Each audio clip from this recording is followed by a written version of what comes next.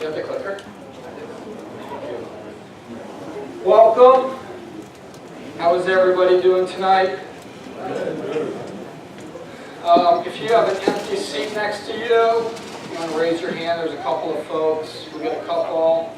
There's two down front here. Who are the three Patriots fans that were here last month? 1, 2. Give them up. How many is that for you guys? 6. 6? That's crazy. Some teams don't even make it to the Super Bowl that times. Some teams don't even make it in the playoffs that many times. But it was a pretty boring game though. Unless you like defense. So awesome, thanks again for coming. I know y'all have busy schedules, so we appreciate you taking time out of your schedule to pop in. We're definitely thankful for the support. This is Invest NWI. We're the premier investment group here in Northwest Indiana. We're about 2.5 years old. We started in a small room with about, I think, 15 people that first night. And I'm like, what are we doing? So it's kind of fun to see what has grown into these last 2+ years. The purpose of this group is to bring together investors of all different levels to provide an environment for relevant real estate education, as well as a place to grow your personal network. We have people in here that have never done a deal that are just getting started, and we have people in here that have done millions of dollars of deals in a single year. We have people in here that own a single-family home. We have people in here that own multi-units, trailer parks, the whole gamut of different things that invest. So this is a great place to connect with people that are doing probably more than you're doing, regardless of what level you're at. Pick their brain and learn a little bit from them. A couple of benefits of being part of a group. Again, just the ability to network with people that have already been down the road that you want to go down. The education that we provide through the speakers. Who was here last month? Probably a lot of you. Was that helpful, learning about some of the taxes and things that you can deduct and plan for? Just the connections, get deals done. Real quick on the legal part, here's the disclaimer. Since we have a lot of new people, I'll read it for you tonight. The material and content presented today is for educational purposes only. It's not legal advice, nor should it be taken that way. The content is a recollection of the speaker's personal experiences, their successes and or failures. And that's a big one. We're talking about tax lien investing. It sounds appealing, it sounds easy, but there's a lot to go into it. So take good notes, but definitely make sure that you do a lot more due diligence than the 60 minutes that you'll learn about it tonight. Here's the summary on the disclaimer. Again, do your own due diligence, speak with your professional circle, and all investments have risk. You may lose money. Hey Adrian, hold on one second. Who's got an empty seat next to him? Can you raise your hand? We've never had this many people before, and we are at like fire marshal capacity, so we need to try to fill it if we can. So we can't have a ton of people standing according to the venue, so if you can, try to find a seat. So if you got a seat open next to you, can you just raise your hand? Kind of fill in here. Yeah, we might need the bigger room next month. Speaking of fire marshal, who was at our office when we used to do the meetings there? Apparently our seating capacity there was like 25. So when the fire marshal came this year to inspect, he's like, hey, do you guys ever have meetings? I was like, we used to. Why? He's like, yeah, you can't have more than 25 people here. And like, yeah, we were a little bit over that. Justin, can you grab John? Thank you. Is he still checking folks in? Hey, Bill. Happy Valentine's Day. I want an invite next time. His wife is a good cook. I'm going to have John do this next part because he has a little bit more energy than me. When I did our Facebook Live videos, I never got feedback about how fun they were. And then like every day people are like, oh, his videos are so cool. I'm like, well, mine were pretty cool too. So he's going to call you out if you have a deal. Get ready to talk because we want to hear what you guys have done this month. He's probably still checking people in. I am checking people in. What's up, y'all? Yo. Yo, yo, yo. Who did something this past month that's worth talking about? All right, we got some folks in the back on the right-hand side. Raise your hands. Y'all don't just come and sit here and learn. Y'all get to Come apply on, this stuff. participate. This is. Go, Craig. Closed the deal in 3-bedroom, 1-bath in East Chicago. Stand up, Craig. Let them see you. Closed the deal in East Chicago, 3-bedroom, 1-bath. Next. Good evening, everybody. So my rehab in Chicago actually got a contract on and closing this Thursday. And I got my first Indiana rehab under contract yesterday. Congratulations. Great spot. Anybody else? All right.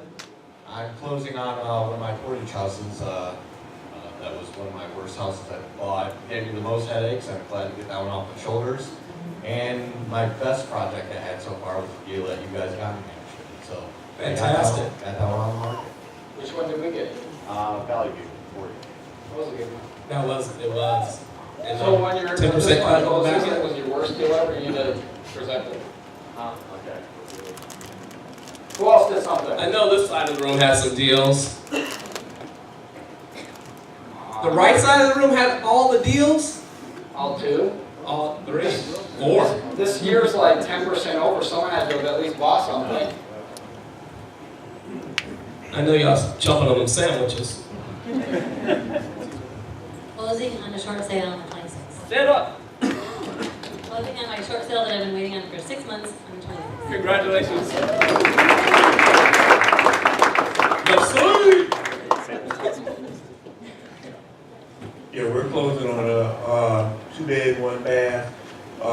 It just came up, we put on contract, and it looks like in the next few days we might be the owners of it. I'm still trying to find an investor that might be interested in it. So a lot of newbies in this particular property. And it is our first. Congrats. I'd like to finish up one fix-and-flip project and begin another.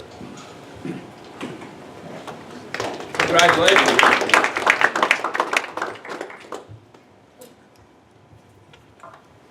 I closed on my 17th property last month. And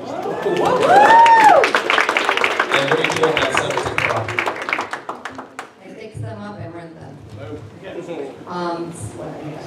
15, 14 in Hammond and 4 in East Chicago. Diana. Cha-ching, cha-ching, cha-ching. You might have to get her to speak some. Justin, should I tell them about our private loan? Youngest member right here. Oh, okay, you gonna talk about it? All right, I won't give it away then. Anyone else? 1, 2, next slide. Bing! Boom. John, you can talk about that too. Hey, join us on Facebook. Invest in the NWI group for our upcoming sessions as well as conversations amongst the group members. Ask a ton of questions. We have a very active membership. Always willing to lend a hand. And we're always here as a service. Adrian lives on Facebook, so he's always there to answer questions that you guys may But have. I will never admit that to my wife. Never. But no, it's a great place. People post questions all the time. Hey, I need a plumber report, or do I need an electrician? Or we've had a couple of good questions about tenant issues and stuff like that. So just a good place if you need help. Post it on there. Lots of experienced people chiming in for that. So that's NWI Investor Group. We do ask you a few questions before you join because we don't want people in there selling junk or services. It's really just a good place for investors to ask questions. That's you too, John. Oh, me too. Say my name, say my name. So, for all the newbies in the room, please raise your hand. I would love for you all to say your name, where you're from, and what you are looking to get out of the group tonight. And we'll start in the back here. Dang, I wanted to start in the front. But that's where I am. Sorry, Faith. There's a side right there. Hi everyone, I'm RJ Drecke. I'm in Maryville. I'm here, been thinking about real estate for 2 years and finally decided I was going to come close some deals. So, here to learn. Raise your hands. Raise your hands. Back in the back. Diana, who has 17 properties. My name is Diana Rodriguez. I've been a member for a year. This is my first meeting. The reason I am here is because it's It's a lot harder now to get property, so I'm hoping that this tax thing will help me out. To provide my portfolio, I guess. Christine Vasquez. I have a potential foreclosure, pre-foreclosure. It's my son-in-law's. I want him to do something beneficial. I'm looking to help him out. There you go. Raise your hands. Hello, my name is Lewis. Stand up. How y'all doing? I'm from Hammond. I got 3 properties there. I'm a newbie and I'm here to learn.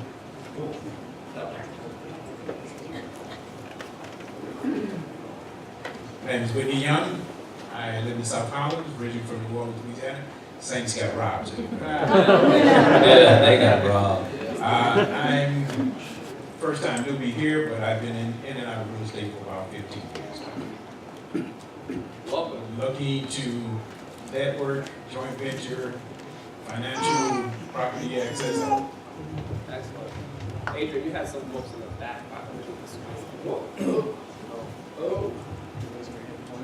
Yep.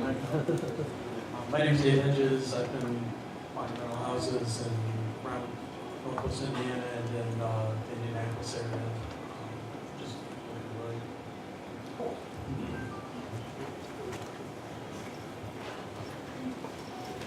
Hi, I'm Joy. This is my husband Mike. He forced me up here from Texas. Great weather.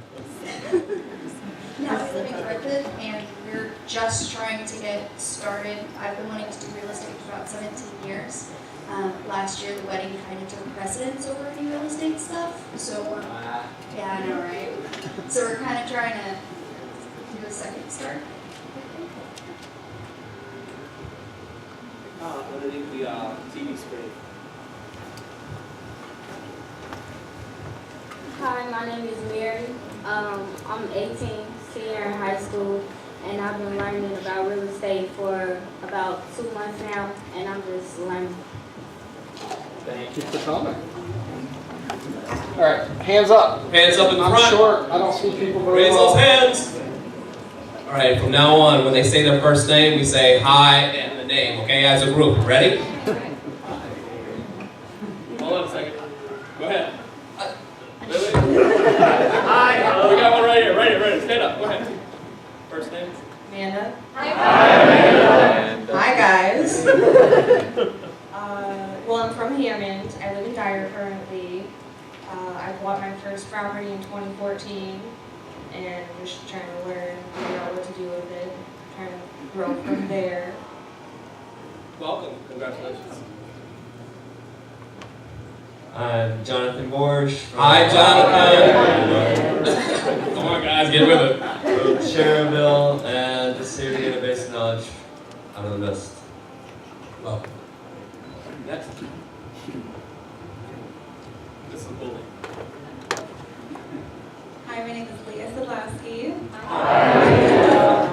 I'm just here to learn more about the tax lien property. Welcome. My name is Jenna Strobel. I'm from St. John, and I'm just here to learn about Excellent. Yeah. Oh, right here. Hello. Hi, my name is Crystal. Hi, Crystal. Thanks for the pause. I'm from LaPorte. I'm looking on building my team, looking for contractors. Curious to know what title company people use out here. Moved from Texas, so this is all new. This is new market. Texas. I know, I heard. We got Texas Roadhouse up here. Hi, my name is Mike. Hi. I'm a real estate attorney out of Crown Point. Immediately enough, I'm in-house counsel for a title company, also in Crown Point. I'm here to learn from these guys. These guys are great. We've been working with them for at least 5 years, I would say. So I think you're here. It's a great start. I'm also here to answer maybe any tax out questions you have. Your speaker tonight. I think now. That's why I'm standing back here. Stand on my chair. I've been working with your speaker for a few years now, so again, he's one of the best. If you have any questions, questions. If you have any questions. for me, same thing, hit me up. I love answering questions, so that's why I'm here. Anyone else? Yes. All right, here we go. All right, so my name's Brad. Hi, Brad. Hello, Here we go. It's Jack and Jack. Jack. I'm from Whiting. Jack. So I've been a carpenter since '91, and my buddy told me about this yesterday, and I guess he thinks that I got some potential. So, but actually, by the end of the year, I want to figure out how to get a piece of property and see how this works and get some ideas. Welcome. My name's Rick. Hey, Rick. Just here to see what I can pick up and learn. Appreciate it. Bye-bye. Anyone else? One right here, boom. George. Hi, George. Marisol. Hi, Marisol. And Victoria, right here, my daughter, our daughter. Hi, Victoria. And we live in Maryville, and we purchased a home in 2012, and we're ready to buy our next one. Well, Be fine. Hi, my name is Juan. I'm from Maryville. I'm a wholesaler in Northwest Indiana, and I'm here pretty much to say the Saints weren't going to beat the Patriots.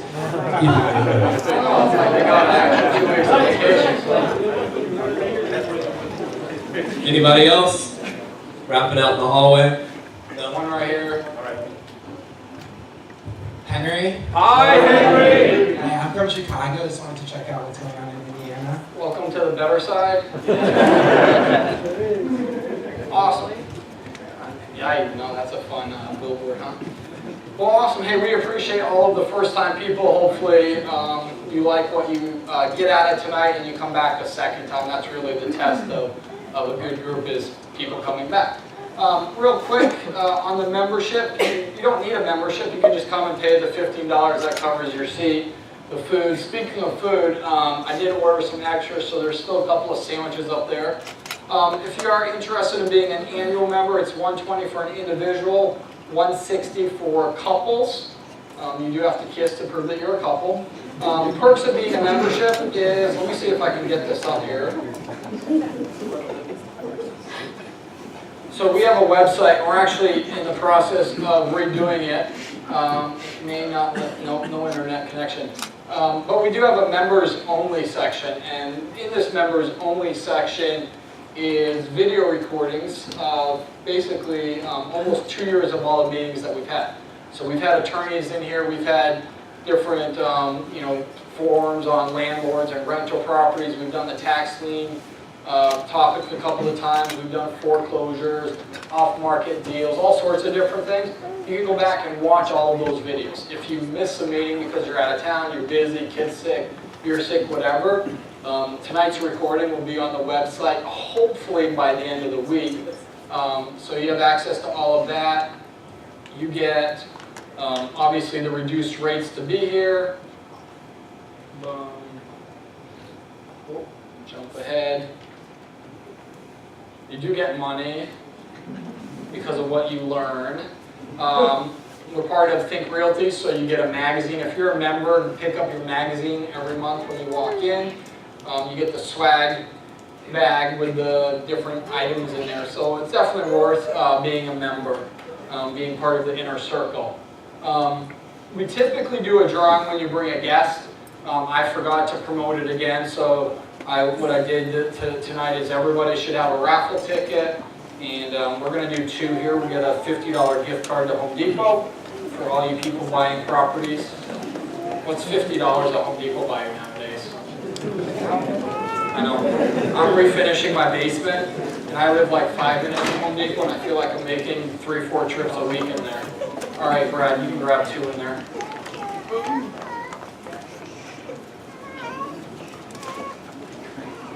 All right, this will be for the gift card. The last 4 are 6635.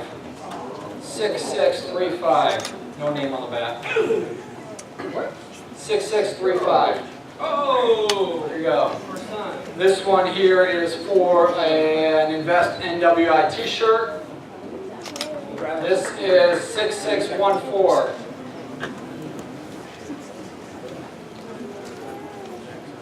Oh, cool. All right.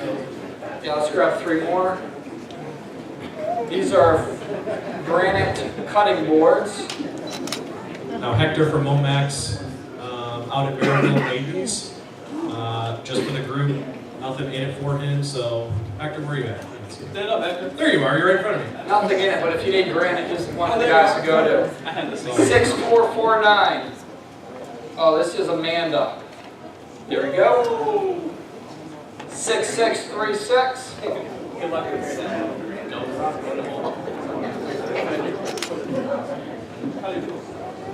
No, my wife has one of these, and at first when we got her, we're like, but she uses it all the time. 6636. That number, right? 6516. 6516. 6516. No name on the back. One, right, that one. 6530. 6530. Is that all of them? All right. This one spins too. All right, Justin, you're up. So this is a success story. So if you've done a flip, you've done a lending thing, and you want to take 8 to 10 minutes to share your experience with the group, we would all appreciate that. Justin is going to talk about a lending deal that he did.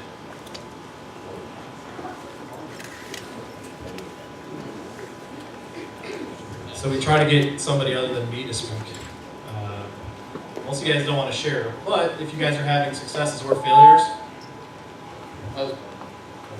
Yep, my bad. we'd love to have you just kind of share that with the group. But I'll talk about this one. This is kind of an interesting lending deal. We do a lot of private lending on our own deals and other people's. But this person came to me for a loan on a property that nobody else would do. And when I first looked up the address, this is what I saw off the MLS. It had expired at $37,000. And looking at the pictures, I didn't think it was that great of a property, and what he was asking for seemed a little unreasonable, but he was a referral from John, actually, in our network, somebody who was kind of at the end of the road, and he wanted $50,000 and was willing to pay 15%, and he told me he'd get it done in 3 months. ARV being after repair value, what he thought it was worth. It's kind of hard to count because it was in a weird area of Porter, and it's like, it's all truck stops. It's literally the only house over there. So I figured it was probably worth about $140. And the danger here was he already had a hard money lender that had a first loan on the property for $50,000, and they were not willing to give him any more money. It was at the point of foreclosure. So the risk was that if I did a loan in second position, I might get wiped out right away. But ironically, this was the actual house as it stood when he wanted the loan. It was fully redone, and it was on the market for $170. It's crazy high. So typically you don't see this. People are asking for money at the starting stage. So for me, this was kind of a no-brainer as far as risk goes for the house itself, because typically when I loan money, the houses are a wreck, so the risk is the rehab just goes way over. But the borrower was risky, and the referral he came through was somebody honestly didn't trust that sent him to John and sent him to me. So I kind of had to make a decision what I wanted to do. So who wants to be in second position as a mortgage, as a lien holder? Anybody? It kind of depends, right? And just kind of put it in perspective, he has 2 other houses with 2 other hard money lenders. One went foreclosed 8 days after this, and the other one called me tonight and wants me to do another loan to try to bail the hard money lender out. So here's what I was willing to do. I was willing to do $50,000, but it had to be painful. So it's going to be $100 a day in interest. Crazy high rate. Nobody was willing to do it. He had been to everybody. Nobody would do the loan. And his problem was he wasn't really realistic about dropping the price, so it had to be painful enough where he had motivation to drop it. Sometimes as investors, we just try to do too much and get carried away, and so we need a little pain to learn a lesson that we don't go willy-nilly with investor money. As a private lender and somebody who borrows as well, we take it very seriously what we do with our money, so I would say protect your lender. Ironically, he sold it very quickly, even though it was near all the truck stops. It's visually to pay $157.5. Why? I don't know. Who knows? But it was a 74-day loan, and it ended up paying out $7,400 in interest. Now who wants to be this lender? So just kind of a different deal. The rate was excessively high, quite honestly. If I had to foreclose, it's going to be hard to justify to a judge why I charged him that much. But he was willing to do it because it was the only way he was going to lose all 3 houses. And I may still lose the one if I don't win that one. But kind of a cool deal. I got to do it with one of my employees, no less. He brought it to me, so something different. A lot of people talk about open house, no rentals, or whatever. So this is just kind of a little different deal. That's it. Any questions? Everybody wants one of those rates? Go ahead. So that was part of the danger. He wanted to take some of the equity in that property and go float it in something else. So basically, he was robbing Peter to pay Paul. And there's no address on there because I know he's not in this group, and so you guys don't go look up the secret. Because you guys all want a load of money now, right? But that's he's stealing equity from one property to put it in another, to then put it in a third. And what he didn't tell me is that he was in default on another property, and actually they filed foreclosure 8 days later after this one. So, kind of interesting deal. Anybody else? Yo. Exactly, that's the problem. So what's your process for screening the individual? Do you even bother screening the individual, or are you most concerned about the deal? So in this case, it was just risky all the way around. I was in second position. I knew he was not in good standing with the first, and if the other lender won't give him any more money to, basically just continue the sale of a fully finished rehab, you have to ask yourself why not. Because if she wouldn't even give him a little bit more, why not? The property's already done. So with him, I had never worked with him before. So I had a completed house, which I knew he was taking my money to go put it somewhere else, basically. But it was good collateral. Who wouldn't want to take that house back if we had to? My worst case was, the way I looked at it is, and I did this loan with John, and the way I explained it to him is I guess the question is if we have an issue, are we willing to pay off the first in its current position? So he was paying 14% interest on the first loan, so that really wasn't that bad. So my worst case was I was going to be in a house for $100,000 that was probably worth $140,000. So it wasn't that bad. So I kind of underwrote a few different things. That's a stupid high interest rate. I would never suggest you pay that unless you have to. But. Any other questions? Oh, and to talk about the risk, he told the lender that he sold his property, and so they went to the title company and took all his proceeds. All of them, other than my money and the other lenders. So it's still risky. Took all his what? All of his proceeds, everything he made, they took it all. It's sitting in an escrow account for the foreclosure that's pending.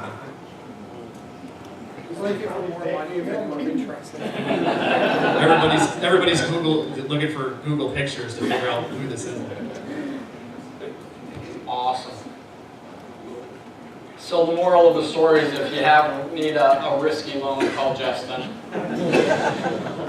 Awesome. Come on up, Greg. All right, as you can see, we have a packed room. If you have an empty seat next to you, we have a couple of folks that would like to sit. We have one up here. Raise your hand if you have. We have one. Couple back here. So if you see these hands, it's going to be cozy, so jump on in. This is always one of the more popular topics that we have every year. And we like to do it either in the spring in anticipation of the March sale or in August in anticipation of the September sale. But it's always an appealing topic because who doesn't want to buy a house for 500 bucks? That'd be great. Make $1 million like Al Perez does or something like that.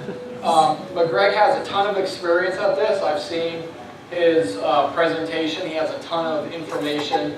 So let's give it up for Greg.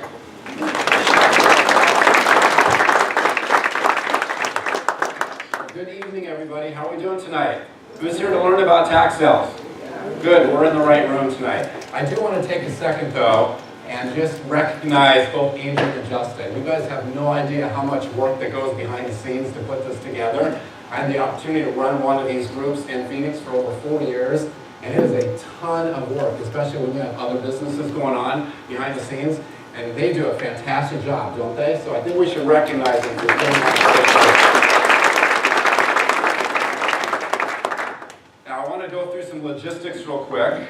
I like to do things so they're fun and they're interactive. Is that okay with you guys? This topic could get a little boring if you just sit there and try to go through all the technicalities. So I want to keep this as interactive as I possibly can. Is it going out every time I walk over there? Okay, well then I guess I'll try to stand over here then. Oh, is that what it is? I don't know. It keeps.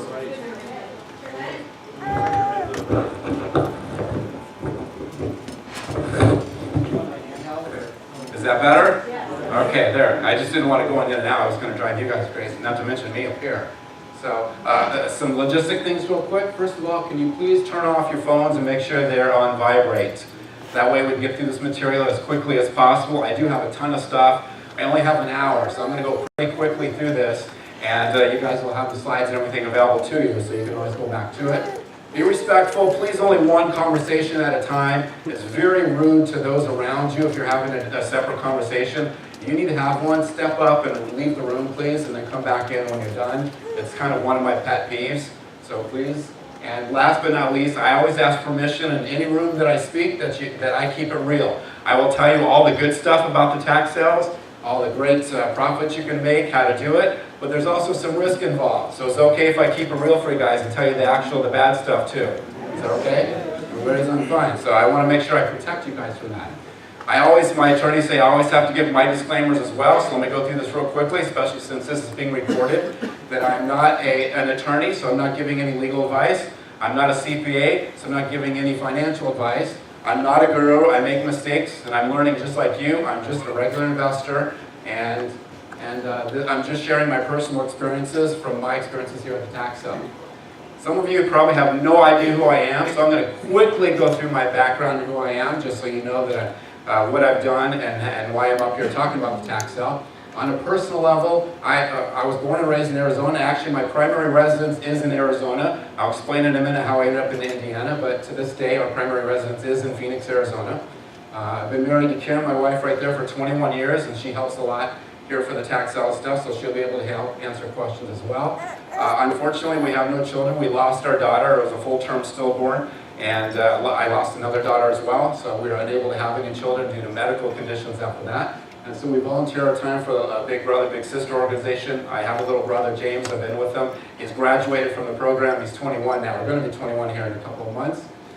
Every time I speak, I always say Tony Robbins is the best investment I've ever made. I bought and sold literally millions of dollars worth of real estate, and the best $10,000 investment I've ever made in my life is Tony Robbins, Master University. I'm a huge proponent of that. So I encourage you, if you get the opportunity, please, it's a life changer, take advantage and do that. I believe real estate's the best opportunity in the world, and I love helping and inspiring others. From a professional point of view, as you can tell, I'm going through this rather quickly because I know you guys are here for the tax sale, and I want to make sure I get as much information on the tax sale as I possibly can. From a professional point of view, I come from corporate America. I actually started with McDonald's Corporation when I was 17 years old. I was running my own McDonald's restaurant when I was 19 years old, and I kind of went up through the ranks. So by the time I retired from corporate America in 2002, I was responsible for the western part of the United States. And I was a business consultant / training consultant, and I oversaw all of the McDonald's restaurants in the western part of the country, and I was responsible for all the franchisees and their management teams and all that kind of good stuff. Started investing in 1999. That's when I bought my first real estate property, or it was a rental property. And so I've been doing this for quite a while. And as you can see from up here, oh, I was also a Stephen Covey facilitator. How many of you are familiar with the 7 Habits of Highly Effective People? A few of you? Great. I had the opportunity to meet Mr.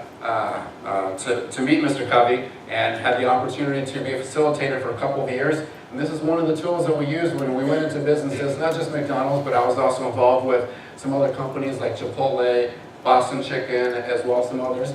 And this is one of the things that we would do, was we'd go in there with the 7 Habits of Highly Effective People and teach your management teams and teach your franchisees.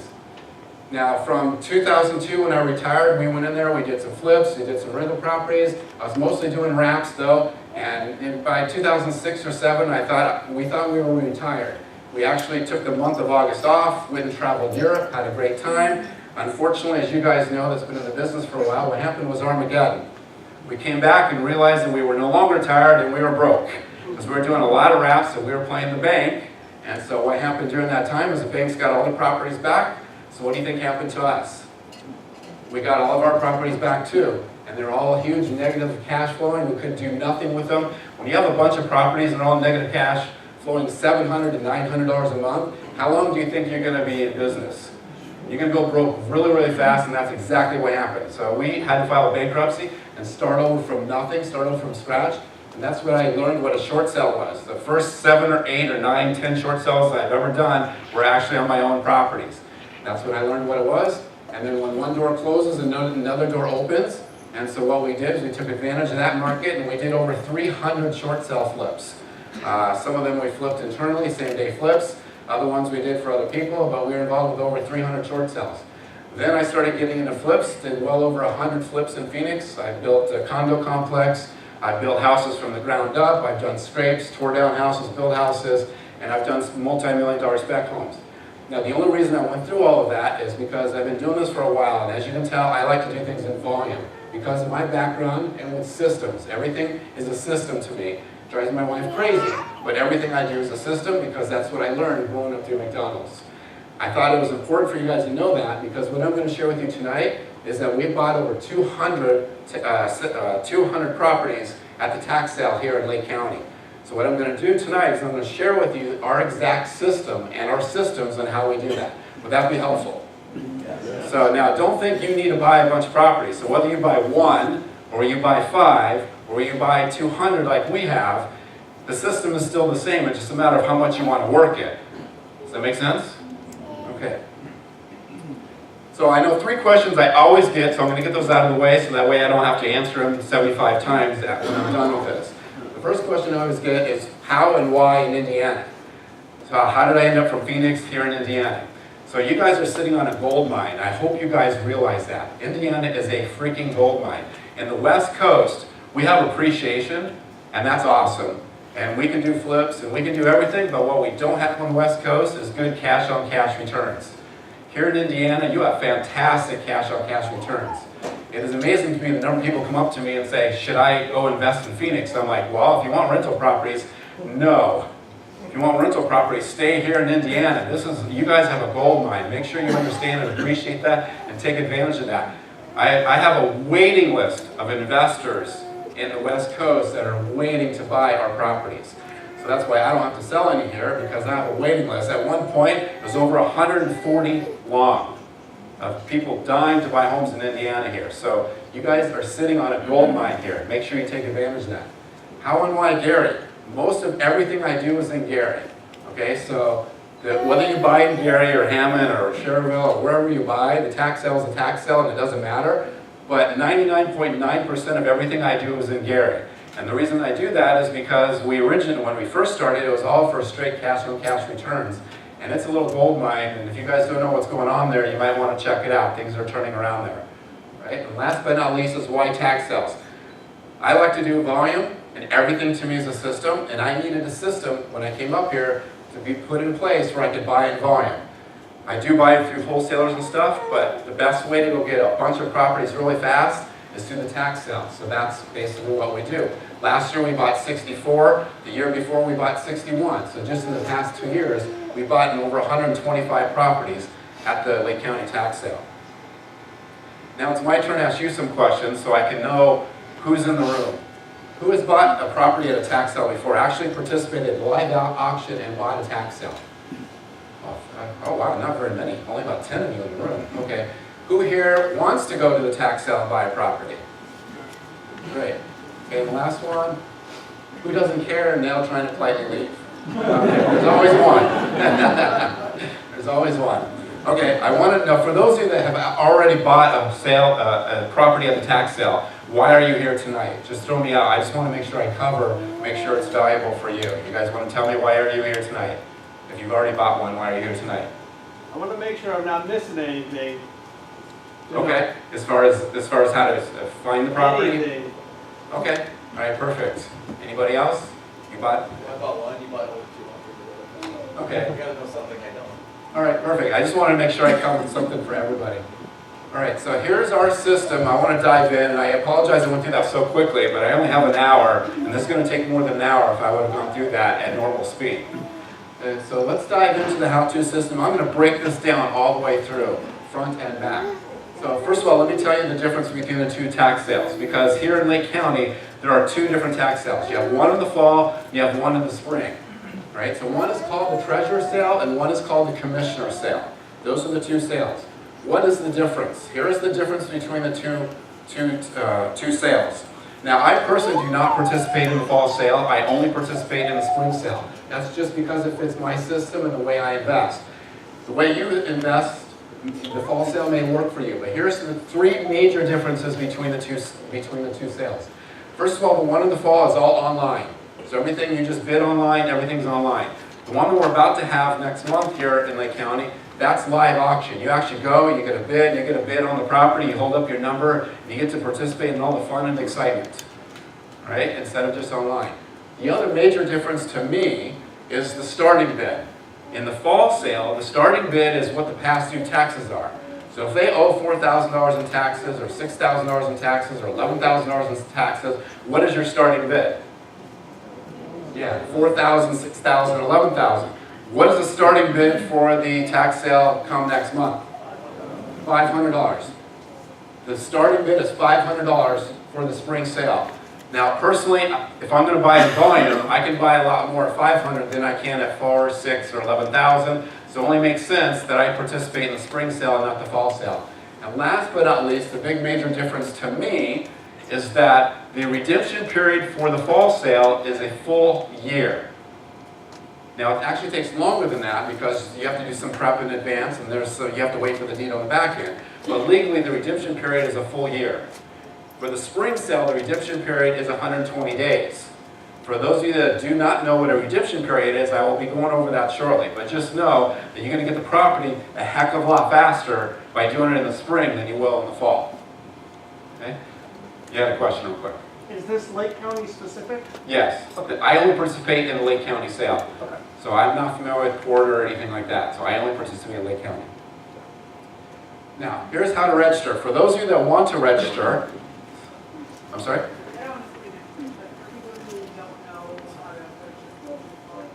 Yeah, well, I'm going to go through everything. So if you guys want to hold your questions, and if I don't get to them as we go through here, then I will open it up for questions at the end. But just for time constraints, let me go through everything because I'm about 99% sure I'm going to answer all of your questions because I'm going to go through this. I'm going to be very, very detailed as I go through this. For those of you that want to register, you're going to need to do it within the next couple of days. Registration opened on February 4th, and it closes this Friday.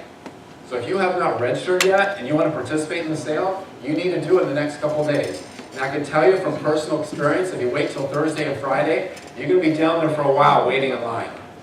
So if you're going to go down there on Thursday and Friday, make sure you have an hour, hour and a half of your time to wait in line to register. So if you're going to register, I encourage you to get down there either tomorrow or Wednesday. And you register at the Lake County Treasurer's Office. So just go down to the Treasurer's Office and that's where you're going to register. You will need a $500 money order to register for the sale. Now, I will tell you that the $500, it's not an expense. It's not a fee to register.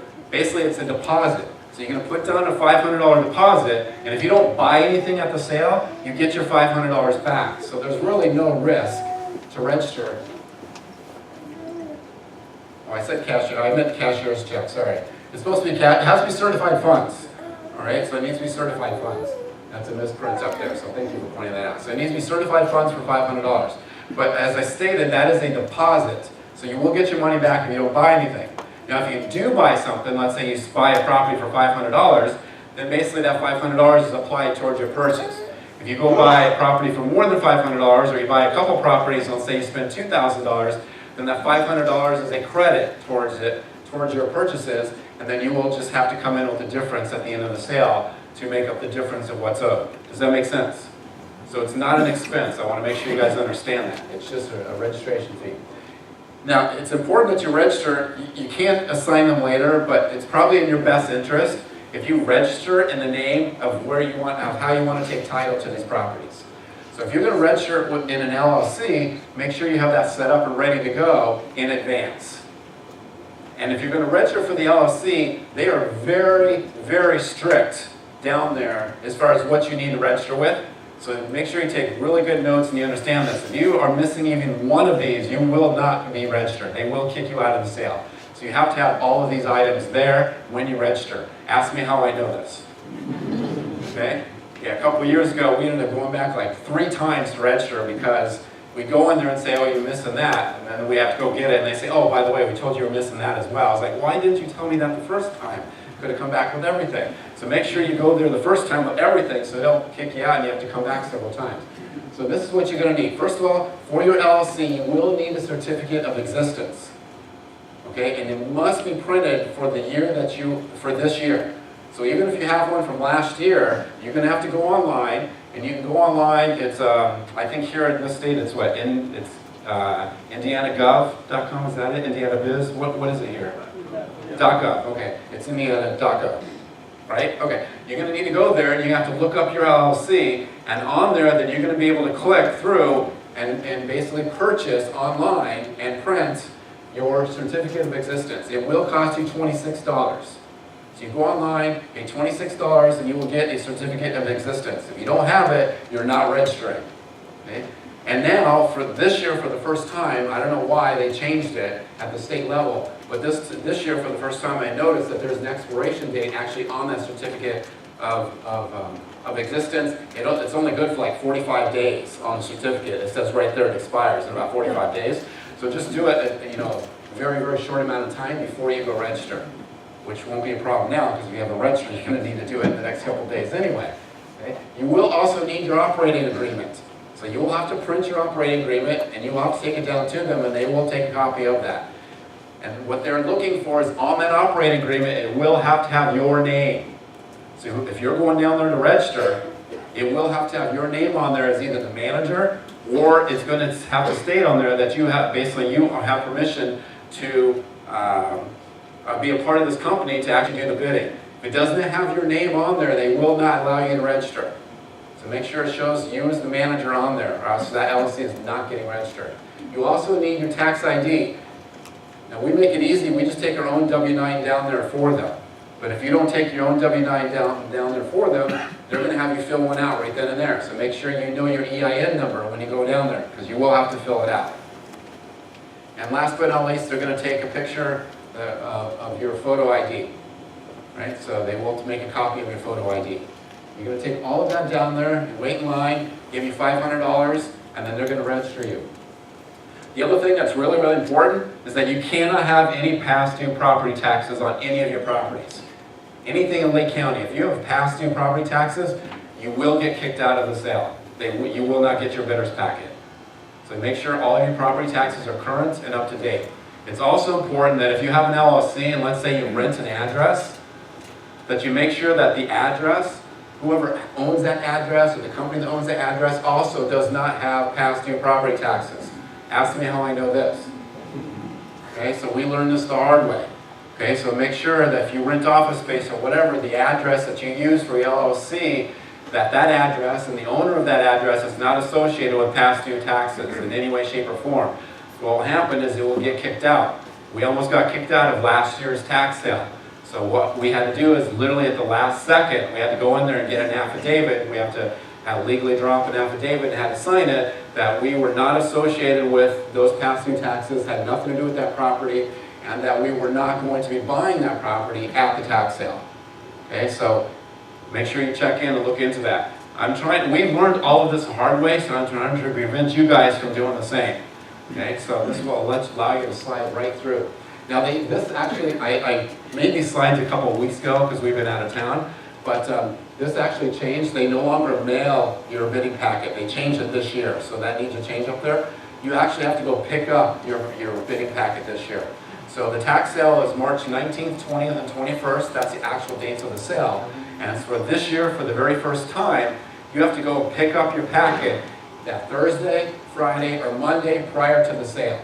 So I don't know what those dates are off the top of my head, but you have to drive down there to the Lake County Courthouse and pick up your packets. Right? Yeah, they're pretty exactly. They're probably trying to save postage and everything else. So, but you got to go pick those up at the Lake County Courthouse. Okay? So that's how you register. So now you're registered. Now you got to prepare, and this is where the work begins. I'm going to go through this rather detailed. And you will have access to the slides if you're a member or whatever, so you'll be more than welcome to go through the video and through the slides, because you will need to go through this in rather detail. We learned all of this through trial and error, so I'm giving up all my secrets. So all I ask is don't bid against me. Okay? So the first thing you're going to want to do is you're going to go to onyxelectronics.com. That's where the lists are. So you just go right there and you can download the list. The lists come in both PDF and Excel. So you can download the PDF if you want. We download the Excel, because once we download it on Excel, what can you do with Excel? You can sort and edit, change it, delete, you can do whatever you want with it. And what you're going to find out is there's actually two lists. So there's going to be a first day list, I should say first day, first timers list. There's a first timers list, and then there's a repeat list. What that means is that the first time list is any and all properties that are going to the tax sale for the very first time. And this year, there's 556 of them. So there's 556 properties in Lake County that are going to the tax sale for the very first time. Then you have your repeat list, and for that list, this year there's 13,653 properties that are going back. These are properties that have been to the tax sale at least a second time, or a third time, or a fourth time. I think the highest I saw in there this year was 9 years. I think that was the highest one I saw, was 9 years. So some of these have actually gone through the tax sale for the last 9 years in a row. Somebody want to buy those? All right. Now on those lists, oh by the way, when you register, they'll also give you a printed list, just to give you an idea how many properties there are this year. This is the actual printed list of all 14,000 properties that are at the tax sale this year. So they'll give you one of these when you sign up and register. So you can walk out of those. Okay? They don't want to. They want to save postage, but apparently trees are okay to kill. Now, at the tax sale, you can buy land, you can buy single-family homes, you can buy commercial, you can buy funeral. There's a funeral home on there this year. I saw 3 or 4 churches on there this year. I saw all kinds. There's gas stations on there this year. Pretty much anything you're looking for, you can pretty much find on the sale, on this year's sale. It's all there. Okay, so you just got to hunt it down.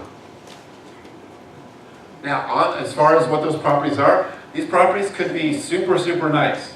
Really, really nice properties that people are living in now, that you and I would probably move into. Or you can go to the other extreme, where they're complete burnouts and they're falling down and they're a pile of rubble. And anything in between. So you guys better do what? You better do your due diligence, and you better drive around and look at these. But before you start driving, you're going to want to narrow that list down. How many of you want to drive by 14,000 properties? I was hoping at least one person raised their hand, because we could use some help. But anyway. All right? So you got to be thorough when you go through this. Now, how many of you would like to buy this house for $500? Okay? This was actually a house that was on last year's tax sale, and that we purchased for $500. We purchased this house for $500. How many of you would like to have this house for $500? Here's the problem, here's the challenge. Now I'm going to show you real quickly the pitfalls of what can happen when you think you just bought this house for $500. I'm going to show you true real life stories and examples, okay? So we knew right away when I rose and we bought this house for $500 and nobody else in the room bid against us. I knew there could quite possibly be a problem, right? You can't possibly be that lucky. Yes, we did drive by. So we can't possibly be that lucky, right? We're sitting there. Did we really get that lucky? Did we really just pick up this house for $500? So we decided, well, we better go back and double check our work and make sure nothing slipped through the cracks. And this is what happens. So if you go back and you look at the Lake County tax sale, and I know it's kind of hard to see on there, but if you actually pull up the address, that pulls up two different parcel numbers pull up for that address. Uh-oh, we may have a problem here, right? So you do a little bit further investigating, and you see that one of the parcel numbers, and this is the GIS system, I'll introduce you to this in just a second, so don't worry about where this came from, I'll show you exactly where it came from. But if you pull up one of the parcel numbers, as you can see, by the colored blue lines, this shows this is a, okay, as you can see the colored blue lines, that looks like you're buying a house with the yard and the garage and everything, that looks good, right? Well, what happens if you pull up the next parcel? So, who needs a nice alleyway to park a car in Gary? Because we were the proud owners of an alley in Gary.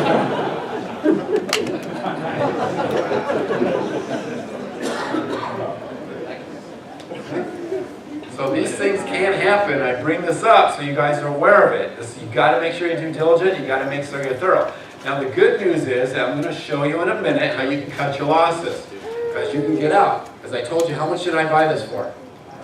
$500. How many of you would like to just cut your losses now and only be out $500, never have to deal with this ever again? That's exactly what we did, and I'm going to share with you exactly how we did that.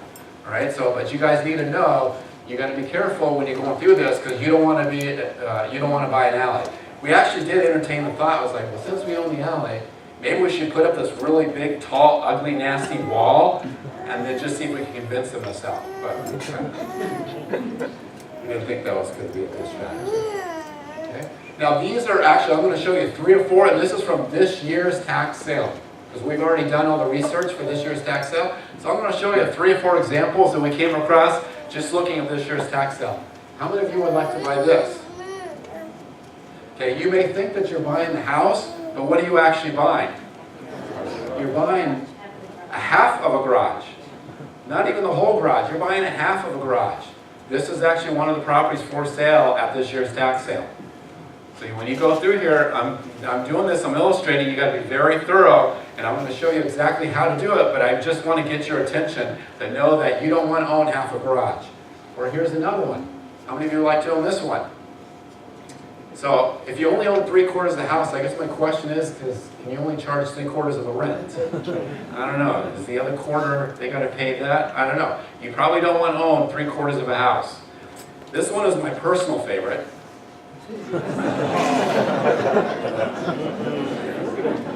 So my question is if you actually buy this, can I charge a toll where they go from one side of the house to the other? I may not be able to charge rent for the whole house, but maybe I can charge $1 every time they go across my section of the house? Maybe? I don't know. But my guess is you probably don't want to buy 1/3 of a house in the middle. Okay? These are live deals that are at this year's tax sale, so make sure you're doing your research. So the question is, how do you do that research and prevent you from making these mistakes? This is exactly how we do it, and this is a system that we created. And obviously, sometimes things slip through the cracks when we buy at such volume, because we made a mistake and bought an alley last year. But if you do this, and you're only buying 1 or 2 or 3 or 4, or however many you're buying, you should be able to eliminate any and all mistakes if you just follow these procedures, and this is exactly what we do. So we've already done, you want to shrink the list as much as we can before we go out there and start driving, because you have to get eyes on the property. Don't ever buy something at the tax sale without driving by the property. I forewarned you. Don't make that mistake. You have to drive by the property and check it out. Okay, but before you do that, let's sort and eliminate it. So we download our Excel spreadsheets, and then we start to sort and eliminate it. The first thing that we can do is we're going to sort it by and eliminate cities. I told you we only buy in Gary. So maybe you buy in Hammond, maybe you buy in Maryville, wherever you buy, but you can just sort the Excel spreadsheet and just delete all the cities that you're not interested in. Now you got it down to just the cities that you're interested in purchasing.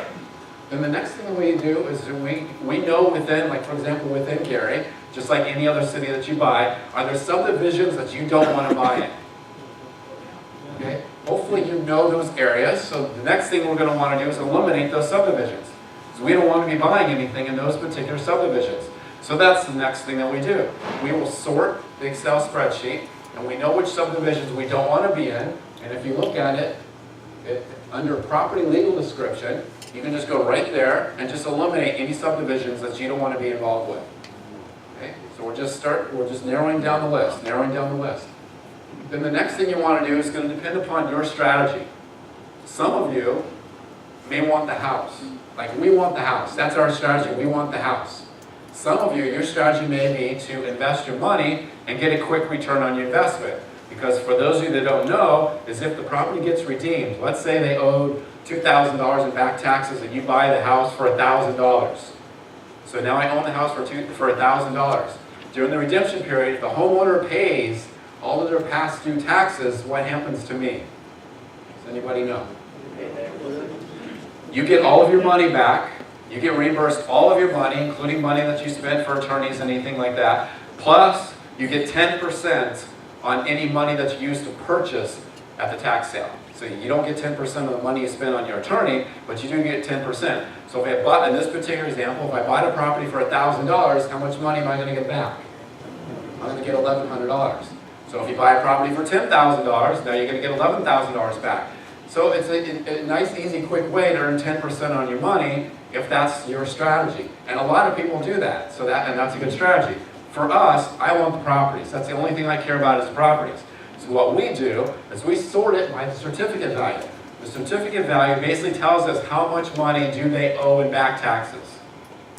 If they owe a lot in back taxes, let me ask you guys a question.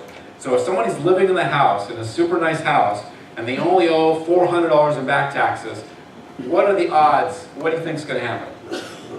They're probably going to redeem that, right? They're not going to lose their house over $400 worth of back taxes.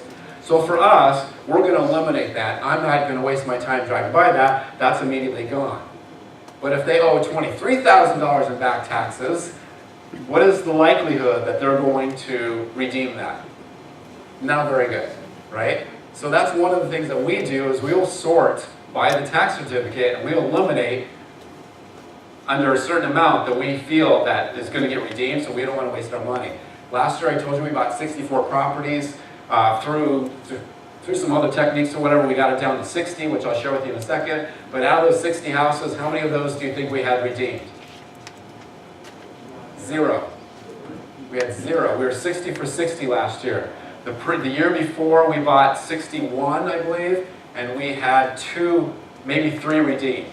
So over the last 2 years, I mean, we're batting well over 90% on being able to keep the property. But that's our strategy. I do know investors that are 90% the other way, but that's because that's their strategy. So whatever strategy it is, they both work if you just sort it and eliminate the other ones. Okay? Now, the GIS. How many of you are familiar with GIS? Okay, good. The majority of you are. All right, so if you don't know what it is, basically the quickest, there's 2 ways to get to it. Number one is, and that's too small to read, so you're not going to be able to read that, and I can't even read that. My eyesights are terrible, but you just Google GIS, you get there. But the quickest and easiest way is if you downloaded the Excel spreadsheet, at the end of the property, under where it says GIS path, just double click on that and hit enter, and it'll take you right to the GIS. Okay, it'll take you right to this website. And this is exactly what's going to pull up right here. Okay. Once you're into the GIS, what you're going to want to do is, you see up there where, I can't get this button to work. Oh, there it goes. Okay, see right here where it says the parcel number right there?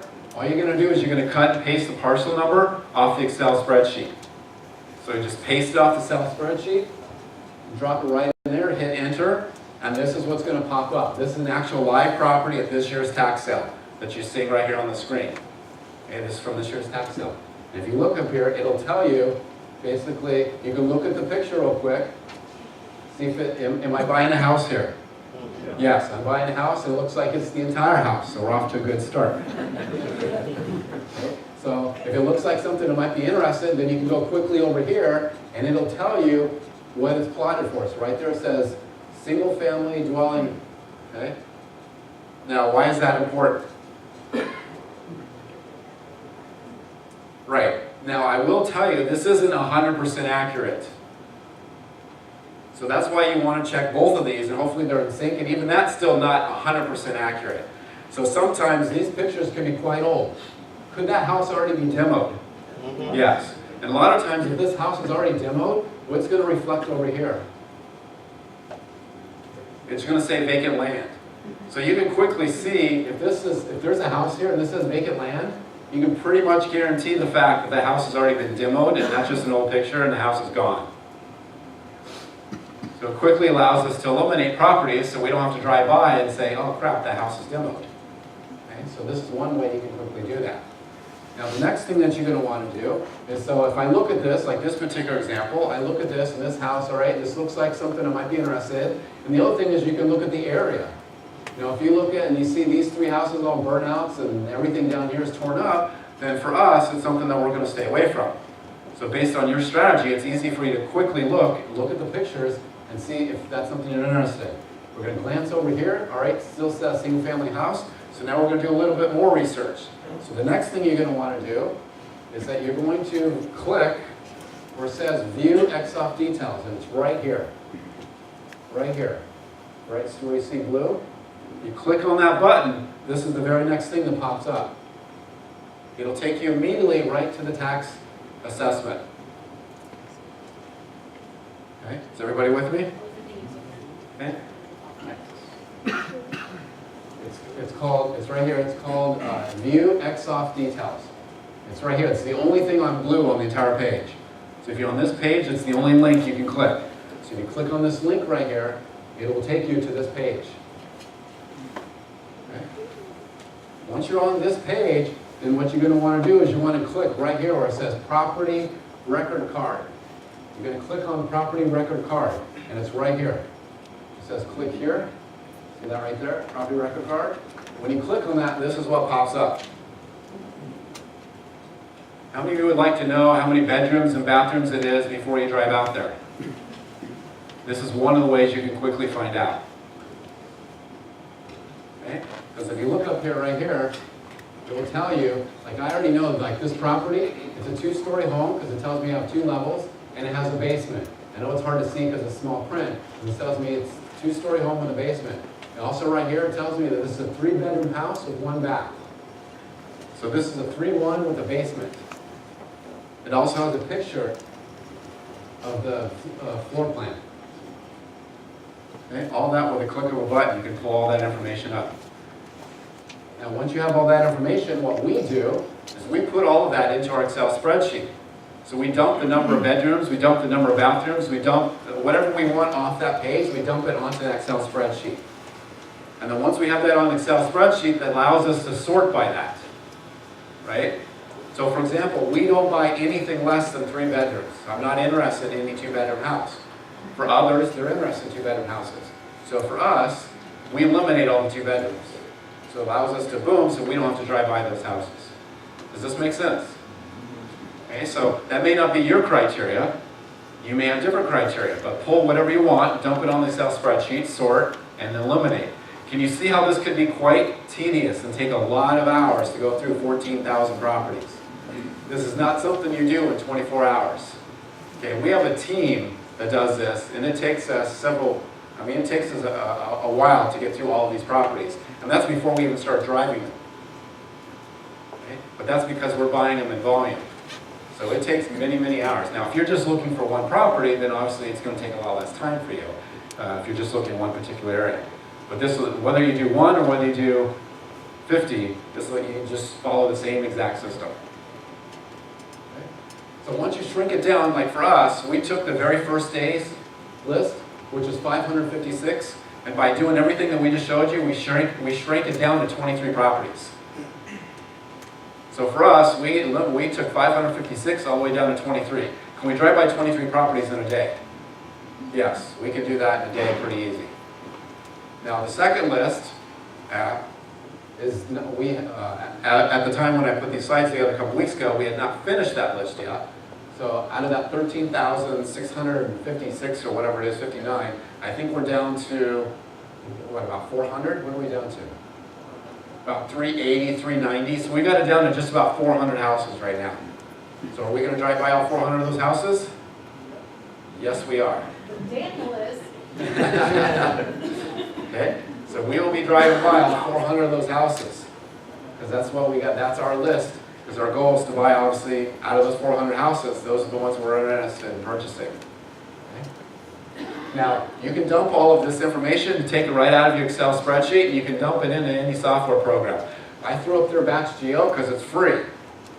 So if you just use it, just Google Batch Geo and you pull it up, that's free software. So if you're cheap, like I am, you can use free software. There's other software out there you can pay. It's fairly cheap. That'll map those out too. Now if you're only driving by a couple properties, obviously you can just use Google Maps. But if you're driving by 400 properties, you can't just use Google Maps. Okay, so we got to dump it on there into a software program and map it out for us. Okay. Now we're to the point where we start driving by these properties. For us, we're going to be driving by 400 properties. This is the system that we use. First of all, you have to have 2 people to do this, at a minimum in the vehicle. You need to have a driver that can basically follow the map and get you from house to house, and also help take notes. And then you also need to have somebody that can get out of the car and jump out and run around the house. Why do you think you want to run around the house? 399 houses to see. Yeah, you're going to want to go and walk around every single house, because there's a lot of times, especially in Gary, but I know this is everywhere because I've seen it in other cities as well, is sometimes what do the neighbors do to a vacant house? They will make it look really, really nice in front. It will actually look like somebody's living in the house. The yard will look nice, the front of the house will look nice, the blinds will be down. I mean, it looks like somebody's living in the house. But if you get out of the vehicle and you run around to the back of the house, what do you see? You see no house because it's missing. Okay? So I can't encourage you enough, do not do a drive-by. You don't want to do a drive-by anyway, that ain't gonna be right. But you're going to want to get out and walk around the house. Okay? Walk all the way around. Now I will tell you, especially when you're doing the volume that we are, sometimes we have had communications with the police. Okay? Because are you supposed to be walking through vacant houses and stuff? No. So on at least 3 occasions that I can think of, we have had the police come up to us. Don't worry, don't panic, it's no big deal. We just tell them that we're here, we're looking at properties for the tax sale. We show them the list that we're working on, and all 3 times that I've dealt with the police, they've been super, super cool. They've said, okay, just go ahead, move along, and we've had no issues with them. So there's no reason to be afraid, but I would expect it. If you're doing volume, expect it. Okay, the police are going to show up. The other thing that will happen, 100% for sure, even if you're looking at a couple properties, is the neighbors are going to want to know what the heck you're doing. Okay? The neighbors are going to look at you, stare at you. We've been videotaped several times. We're on camera by several neighbors. Okay? Now, what I've learned, and the best strategy you could possibly use, and our little secret, is that as soon as I see someone looking at us, even if they're looking through the blinds, or if a lot of times they'll actually open the door, they'll be across the street from us, and they'll be standing in the doorway, literally just looking at us. Okay? Some of them will come out in the front yard. Some of them will come in the side yard, and they're going to be watching you. The first thing you want to do is just be as nice as you possibly can and introduce yourself and say, hi, how are you? I'm here for the tax sale. This property's up for sale. I'm just checking it out. The minute you do that, 99% of the time, the guard goes down. And not only will the guard goes down, what do you think they do next? They tell you the history of the entire house. How long it's been vacant, who the last people that owned it were, are you really going to take care of this property, can you please? And suddenly, most of the time, you become their best friend because they want you to buy the property and take care of it. Especially if you describe to them what we're doing, because we tell them, well, what we do is we buy houses, we fix them up so they're super, super nice, and we'll get it taken care of for you. So 99% of the time we've had no problems with the neighbors as long as you aggressively and proactively approach them. Now if you don't do that, that's when you start getting the police called on you and everything else. So I'm just giving you some heads up. So when you get out there, just expect this stuff. So if you're not an overly friendly person, have the other person get out of the car and you're the driver. Okay? Yeah. Most of the time, okay, let me clarify.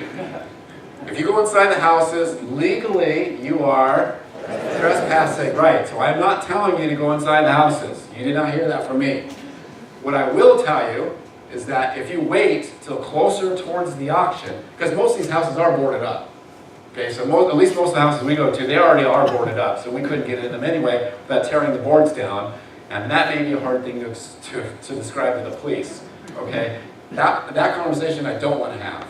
I probably don't want to have that conversation with the neighbors as well.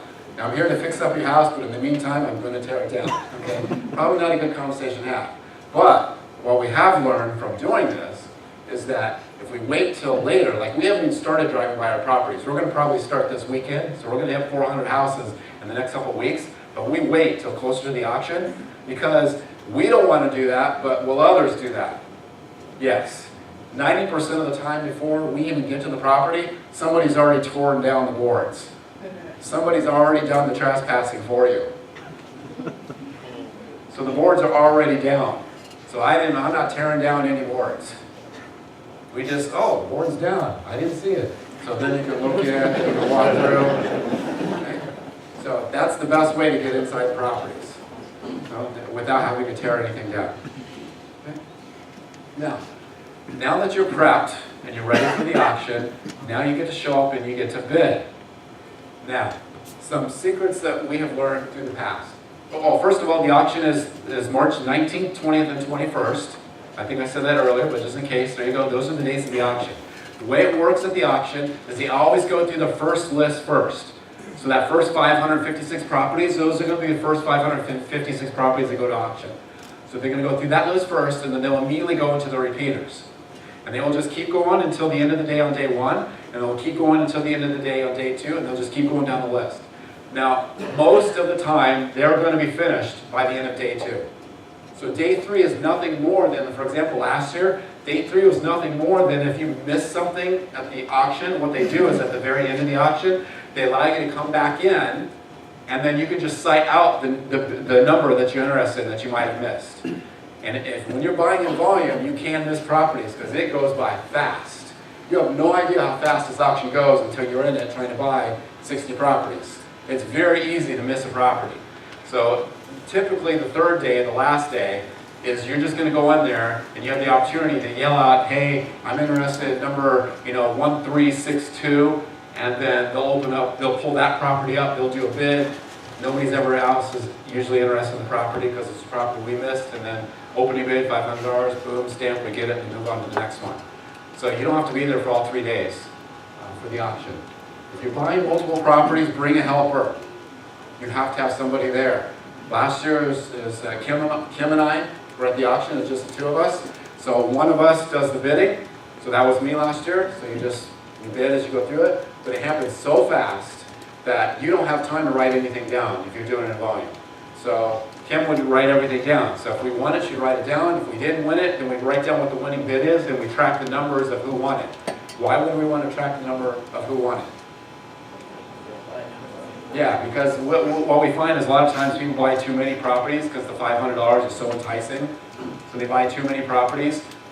So that usually gives us an opportunity to go back to that individual. Plus I want to know who else is buying all these properties. And I track and I follow them. What are they doing with their properties? Okay. So for example, like last year, number 69, easy number to remember, right? So number 69. Number 69, boy, would I like to kick his ass. No, on a serious note, he must have bought, oh my God, how many properties did he buy? 400? He bought like 400 property or something. It was ridiculous. I mean, the minute his number went down, the auction was over because he didn't care how much he paid for it. He literally just put his thing up like this and it would not go down. He didn't care what the price was. So it got to the point where they'd open up the bid and everybody would look at number 69. I mean, literally, like 800 people would turn around and look at number 69 and see bidding. Okay? And then at this point, you have to decide, do I want to just jack his price up really high, or do I just let him have it? Because he's taking the property. He will never give up. So there are people like that. So we just look at number 69. Is his number going up, Okay, so what do I feel like doing on this one? So those people are out there, but, I'm sorry? Did I what? Yes, I tracked his stuff. He bought like 400 properties, so we haven't looked recently, but it'll be interesting to see if he's there again. All right? Now, make sure you bid logically, not emotionally. It's real easy to get all excited when you're in an auction.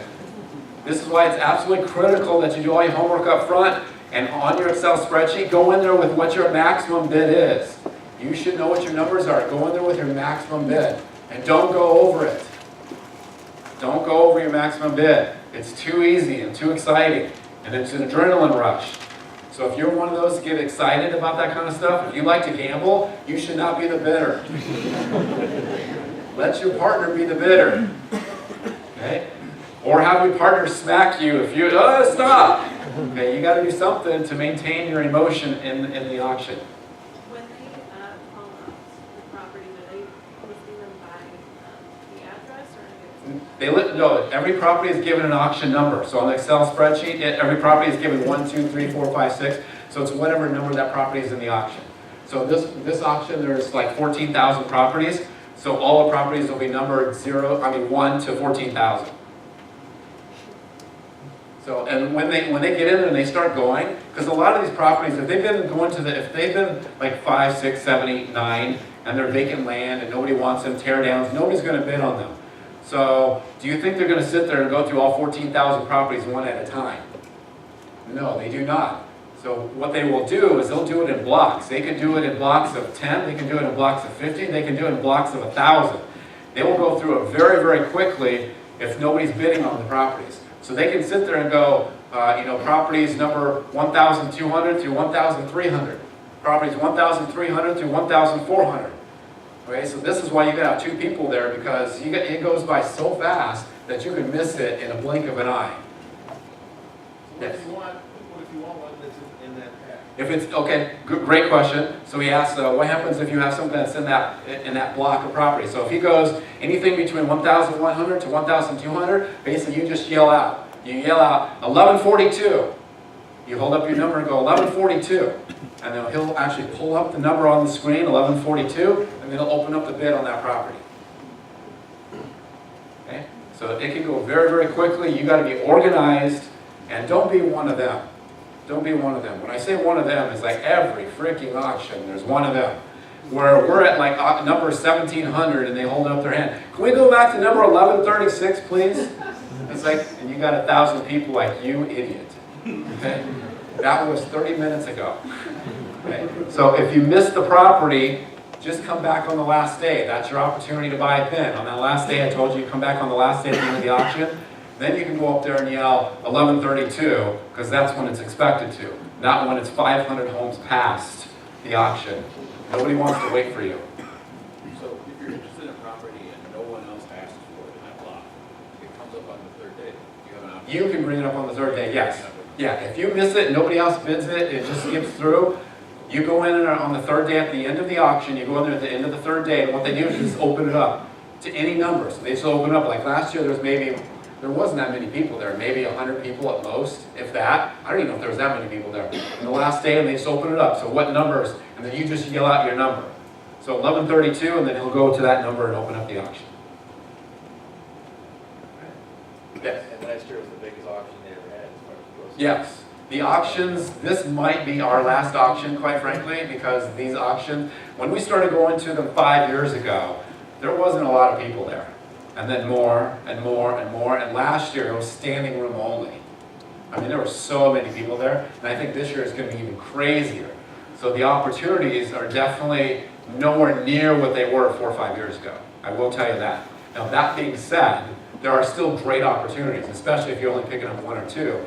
But I don't want to just pick up 1 or 2. So if I can't buy in volume, I'm probably going to slide my way out. Yes? On like that Tuesday, is it like an 8-hour day and then they stop? Is it like 8 to 12, 12 to 4? I mean, how does that work? It's supposed to start at 9. Okay. It doesn't ever start on time. I've never been to an auction that started on time yet. So if it starts on time this year, it'd be the 1st. Now that being said, make sure you're there before 9. Right. Okay? Because it would probably be the 1 year that would start on time. Typically it's like 9:15, 9:20 by the time they actually start rolling around into calling the numbers. And then, is it an 8-hour day, or? Yes, the auctioneer will go, well last year they ended a little early on day 1 because the first list took the entire day. We ended the first day probably by like 4, I think. If I remember right, it was pretty early that we ended the first day because he didn't want to get right into the repeaters list and then just end the day. So the auctioneer, it's his preference as far as when he ends, but yeah, they're pretty full days, and you do get an hour for lunch. So they will break, and you have an hour for lunch. So everybody leaves, grabs lunch, and comes back in time. That they usually do start on time though, back from lunch. Okay, so, all right.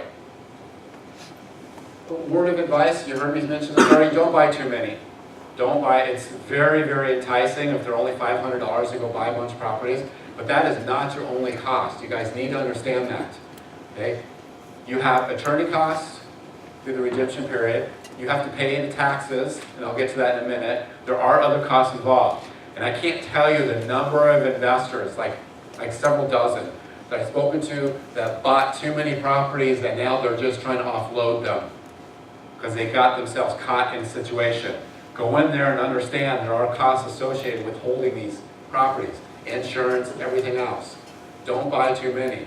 In fact, right now we're actually carrying a little too many, and I'm liquidating 9 myself that we're going to be liquidating here in the next couple of weeks just because I want to get my inventory down a little bit for the new inventory that I'm coming in at this auction coming up. The payment is due at the end of the auction in certified funds. So the way it works is if, let's say you're going in there and you buy 1 property or 2 properties, however many you want to buy, and you buy them on the first day. As soon as you're done, as soon as you feel you're done with the auction, you go down to the little desk that they have set up there, that little admin desk. You go down there and you tell them, and you basically hand them your bidder's number, telling them that you're more or less checking out. And then they're going to hand you a sheet with your purchases and how much you owe. You then are free to leave. You have to go get certified funds and come back, and you got to pay for those properties immediately. So you come back to the admin desk with your certified funds, and then they will literally walk you through the courthouse over to the treasurer's office, and you pay for the properties right then and there. So you got to have the funds available immediately at the auction. Okay? Now, if you're buying properties on day 1 and day 2 and coming in on day 3, then you can just wait till the end of the 3rd day. So you don't have to check out until you're ready to go to get your final price is. Okay? Now, it's really, really important that you guys need to understand that when you win that auction, when you win that property, do you own the property right now? No, you do not own that property. The only thing you purchase basically is a tax certificate that gives you the right to that property. Okay, but you do not own that property. So just because you win the bid does not mean you can go start working on this property. You have to go through the legal process of actually acquiring property. You need to know that. Now sometimes some investors will go ahead and get it boarded up, and I don't think anybody's going to have too big of a problem with that if you want to protect your investment or possible investment, but don't go remodeling it or anything like that. Right? So, but the other thing you need to know is that your taxes start the day you buy the property. This has been a change over the last couple of years. 5 years ago, 4 years ago, your taxes did not start until you actually got the deed to the property. Now your taxes start the day you buy the property. What that means is if you buy the property at the tax sale on March 21st, when is technically the next tax bill due? May. It's your choice whether or not you want to pay that or not. Some people do, some people don't. I do not. My strategy is I do not pay that yet. I would rather keep my money and I will wait and pay those taxes later. But it's important for you to know that you will be paying those taxes. So you pay them then or you pay them later. I would rather just pay them later, hold on to my money, and I'll pay the late fees. So if you don't pay them in May and you get the property in November, you're going to pay November's taxes as well as May's taxes as well as the late fees from May's tax sale. Does that make sense? You will be responsible for all those taxes. This is why it's important to know, don't buy too many properties. This is how people get themselves into trouble. Because they're buying too many properties and having to pay for all these taxes. Yes? The you say at the end of the day, you have to pay what you owe, or at the end of the at the sale. Yes. Is that just what you bidded, or are there any other fees or anything else? Nope, the day of the sale, the only thing is what you bid and won on. So if I bought 3 properties for $500 each, I owe $1,500 minus the $500 deposit that I gave, so I owe $1,000. Okay. If you buy a property for $10,000, you're going to owe $9,500. So just whatever your winning bid is, minus $500. Yes? You don't owe the back tax. You do not owe the back taxes, no. What you get is you actually get a certificate. This is a live certificate from one of our properties at last year's tax sale. This is what a tax certificate looks like. This is what you actually bought. And for this particular example, I don't know if you guys can read that here, but you see the certificate value where it says $3,189.24. What does that number reflect? That's the back taxes that this individual owed. So this particular property, they owed almost $4,000 in back taxes. I do not have to pay those taxes. Those taxes go away.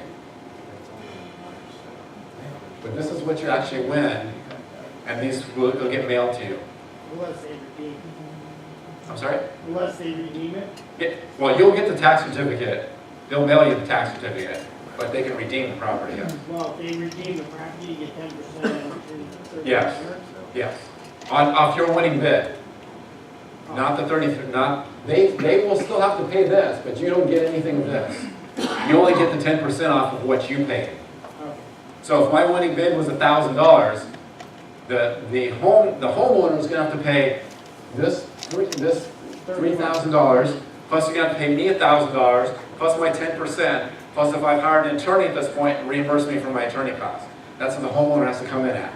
But I'm only going to get my reimbursement for the attorney costs, plus my $1,000 plus 10%. How about all the other liens on the property? Well, that's a great question, and I'll come to that in just a minute. So that will come up. Okay? So that's an actual tax certificate. Now, I told you earlier how to cut your losses. This is very, really important. I shared with you the alleyway that we purchased at last year's tax sale that snuck through. This is how you cut your losses. Before you actually start the redemption period, do your research. Double check all your properties. Drive by your properties. Okay? Drive by all of your properties again. That's how we caught the fact that we bought an alleyway. And obviously we didn't want to own an alleyway. Okay? So we just did not go through with the process. You just stop. Now, am I out the $500? Yes, I am. But do I owe any attorney fees? No. I owe no attorney fees, no other costs. I owe no taxes because I did not go through and legally get the deed. So I no longer owe, I do not owe the tax. I owe nothing. I'm completely out of this deal for a total of $500. So cut your losses, limit your losses. So before you start the redemption period, buy your properties, do your research. This is how we cut our losses. Use an attorney. I can't tell you how important it is. Don't try to go through all the paperwork and the redemption and stuff yourself. This is how you're going to get yourself into trouble. Okay? I know we do a volume, and we've gotten sued multiple times. All of them are frivolous crap, and I'll go through a few of them here in a second. But 1 or 2 of those have basically been that you didn't give us proper notice. Now, luckily and fortunate for us, we use an attorney. You guys all met our attorney, Mike. So Mike is my attorney. He does all my redemptions right here. And so, but if you go, yeah, hi Mike, yeah. So if you use an attorney and you go through the redemption process, then you don't have to worry about it, right? You don't have to worry about it because that's what they're responsible for. Now, some of you may be costing, what is an average cost of an attorney? There's multiple attorneys out there to do that. I think the costs run somewhere between $800 to $1,000, depending upon the attorney that you use or whatever. But I can't stress this enough. I've seen people lose properties from this. We've been sued, I think, twice for this very situation, and both times there was no issue because we used an attorney. Right? Now, we already talked about they could possibly be redeemed. So you hire an attorney, you pay the attorney, and then they take it from there. They're the ones that take care of the whole redemption period. They will send out all the notices, meet all the legal requirements, and you just wait. You just sit there and wait. You do nothing. You just sit there and wait. You have to go through the 120-day redemption period, and then they can be redeemed. You can also have objections. What is an objection? What an objection is let's say that you have squatters. We don't ever have squatters, do we? Right. You may possibly have squatters in that property. And what do squatters want to do? Stay as long as they can for free, right? That's basically what they do. So and we've had this happen several times. So what they will do is when they go to court, you go through the redemption period, nobody redeems it, there's a court date, your attorney goes into court, basically so you can have the opportunity to get the deed, they'll show up, and basically it's an objection. They'll have some Looney Tune thing that, you know, I have this lease and I'm paying on it, blah, blah, blah, blah. They're just trying to milk the system and stay in the property. That's bottom line, that's what they're trying to do. And so if there's an objection, and if the judge is lenient, what do you think happens? It gets pushed out, right? It gets pushed out 30 days, 6 days, 90 days. I think what's the longest one we've had, Mike? One of those 6 months because the lady stopped showing up and then was late. Oh, 801, okay. Yeah, so our longest one is 6 months, but that's the exception, not the norm. Typically, if there is an objection, it's usually no more than 90 days, 60 to 90 days. So it doesn't stop the process, it doesn't kill the process, all it does is extend the process, right? So typically what the process is that you buy the property, let's say you buy the property on March 20th. You're going to go double check all your properties before you hire your attorney, make sure you actually want to go through the redemption period. You then hire your attorney, you turn the properties over to your attorney, and you pay your attorney, and then they start the process. They go through the 120-day period, they're going to go through, and then you're going to get a court order at the end. This is what a court order looks like. This is a live court order on one of our properties that we bought at the last tax sale. So this is a real life court order. What this basically says is that once I have this court order, that I now have the legal right to the property. I now can have the legal right to the property. Do I own the property yet? No, I do not own the property yet, because what do I have to do? What does the city want? What does the government want from us always? Money, right? They want money. So you don't own this until you pay. You got to pay up. And you got to go file the paperwork. So once you get this court order, here's the other thing. Here's another way to cut your losses. Once you have your court order, you have your court order in hand, and you're ready to actually go buy this property, to actually own this property, what I encourage you to do, because can things happen in over a 6-month period? Yes, they can and they will. This is a live property that we bought at last year's tax sale. When we bought this in March, this is 1001 Chase Street. When we bought this property in March, this was a nice brick house. This is what it looked like in December. I see that. My cousin say that actually. Well, that just fell in the last couple of months. Yeah, it just happened. Yeah, because when we bought that in March, that was a really nice brick house that we purchased. This is what it looks like today. How many of you want to own this house? How many of you want to take on the tax obligation of this house? I sure didn't. So this is another way to cut your losses. Once you have your court order, don't go rushing down there paying your taxes and getting the deed. Cut your losses. Drive by all your properties. Make sure there's still something that you want. This particular case, we bought this house for $500, and we also were into it for our attorney costs and some other costs, so we're probably into this total maybe, what, $1,500, $1,800? It was less, let's say $2,000. So we were in this house for maybe $2,000. Now, if I go pay the taxes, I'm probably going to have to pay another $1,400 to $1,500, plus now I'm the legal owner of the property, and I'm going to be paying taxes every 6 months. So what's the best strategy for me to do at this point? Cut my losses, right? So I took a loss on this property, probably lost close to $2,000, but is that much better than owning the property going forward? This is drive by your properties once you get your court orders before you go down there and actually own the property. Once you drive by the properties, this is how you go in there and actually take ownership of the properties. Okay? Legally, you have 90 days from the date of that court order. You have 90 days. If you do not do it within the 90 days, what happens? It's going to go right back to you. I know there's legal ways, but so if you don't do it within 90 days, basically just figure the property's lost. Okay, just do it within 90 days, and you don't have to worry about it. right? So just do it with the 90 days, you don't have to do with it. This is what you're going to have to do, and this is what you need to go down there to actually own the property. You will go down there, you need your tax sale certificate. This was mailed to you, I showed you, that was that blue piece of paper. You will also need your court order. You will get your court order from your attorney. Your attorney will have your court order. That's those 2 white pages that I told you. So you will need that. You need the sales disclosure. All of you should be familiar if you buy and sold real estate. You know your sales disclosure. One thing is they are very particular about tax sale properties and how that sales disclosure is filled out. So either have your attorney help you fill out the first one, or when you go in there, have them help you fill it out. Because if it's not filled out properly, they will kick you out. How do I know this? Okay? So they're very particular about how that's filled out for the tax sales. Okay? You will also need certified funds or a business check from your LLC. And what funds you're going to need? You're going to need the May taxes. You're probably going to need the November taxes at this point, and your penalties. Okay? That's what you're going to have to go down there and pay. Okay? Plus you're going to need the recording fees. All of you guys know that. It's $25 and $5. So you're going to need those as well. So you're going to go down there to the county courthouse, you're going to take your certified funds, and you just record it like any other property. And now, do I own the property? Almost. Almost. You're this close. Okay? It takes about 6 weeks, to get the deeds in the mail. So they'll send you the deeds in the mail. Now, typically, it may hit the computers a little sooner.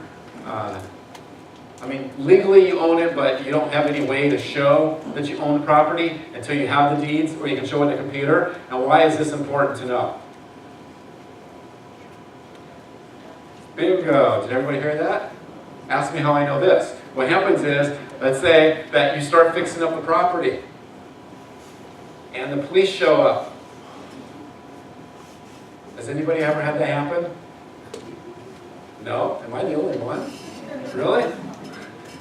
We actually had a GC more or less arrested in handcuffs in the back of a police car, and he got a ticket, and we had to actually go down there with an affidavit showing that he had permission to be on the property. We had to show that we legally own the property and everything else, even though we technically couldn't prove we owned the property yet because we didn't have the deed and it wasn't in the computer yet.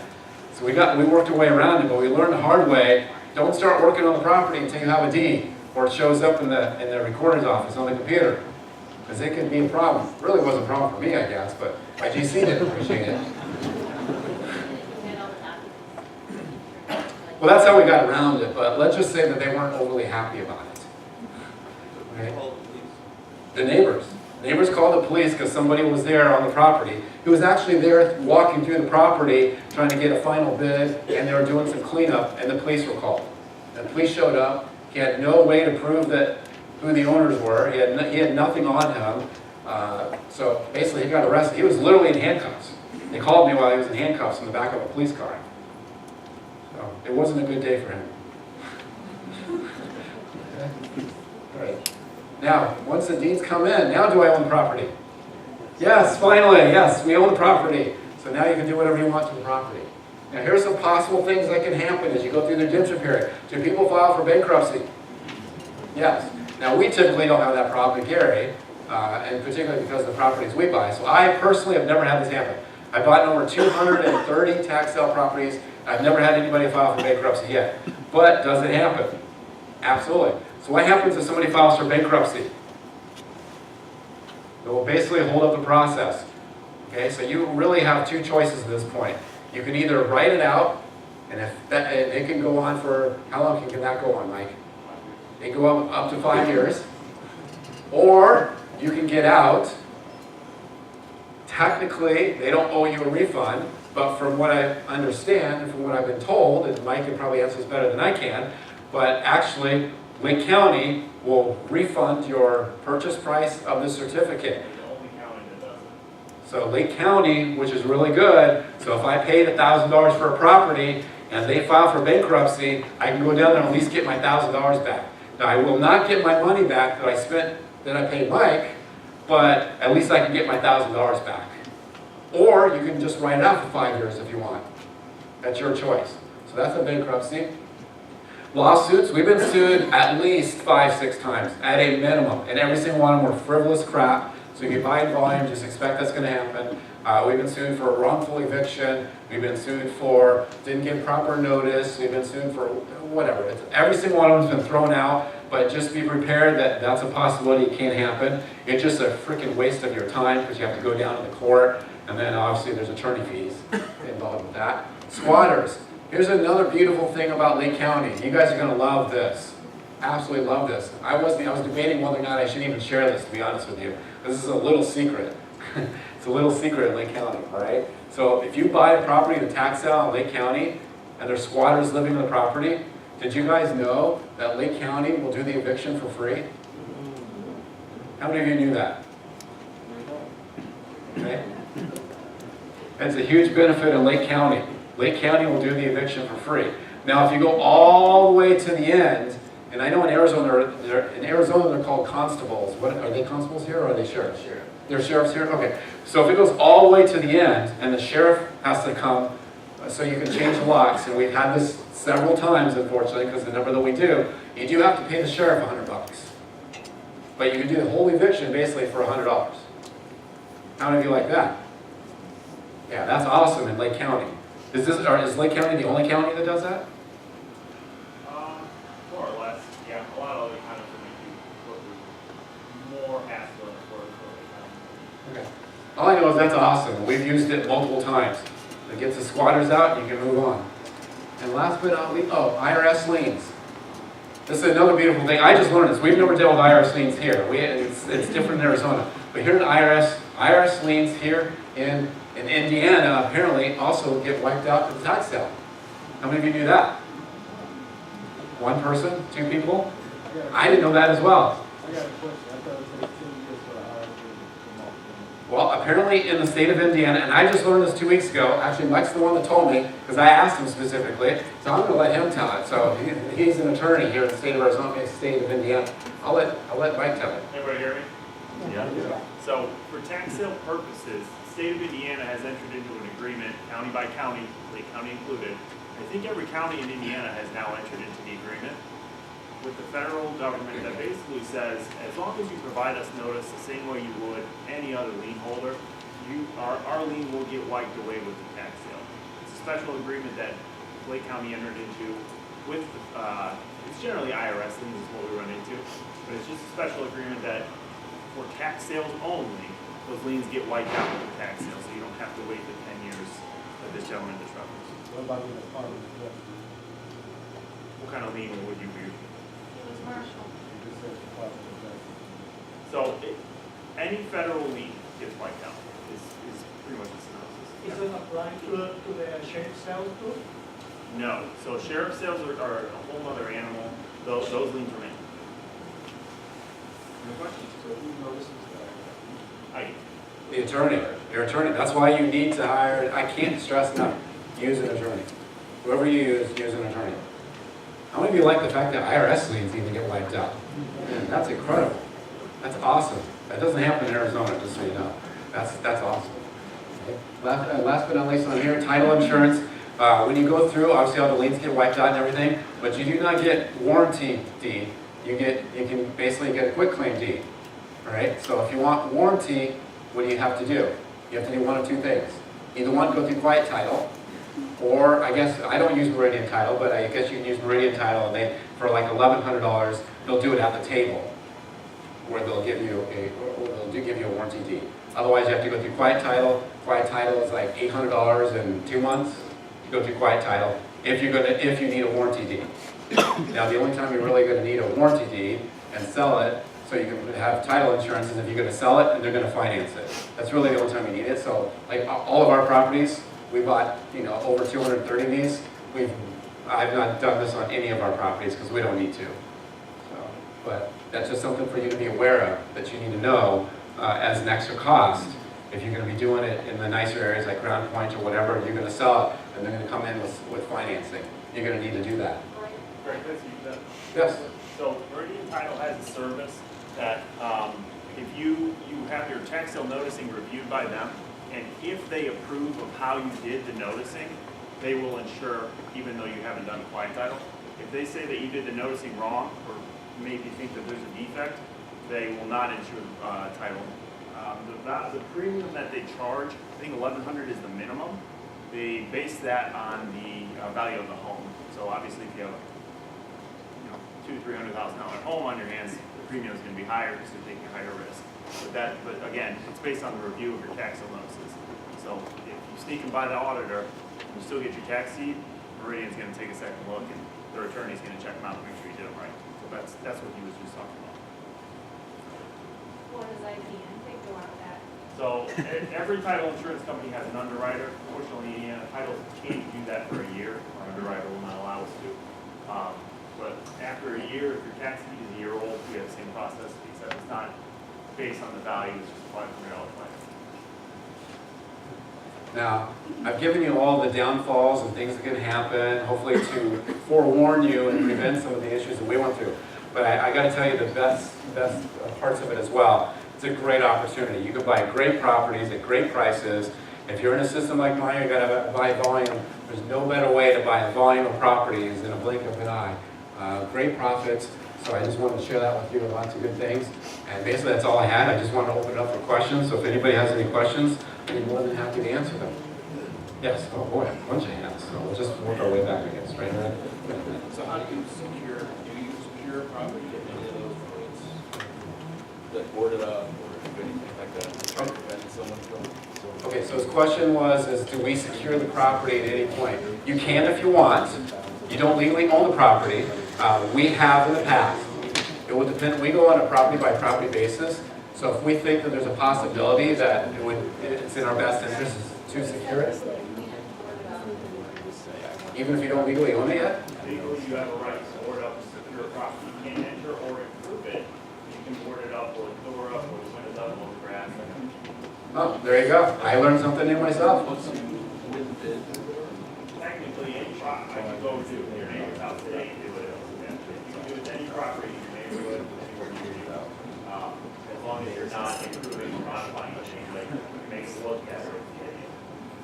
I know a lot of the neighbors do it. That was the example that I gave earlier. I can't tell you the number of properties that look awesome from the front and like the back of the house is missing. You can't, it happens all the time.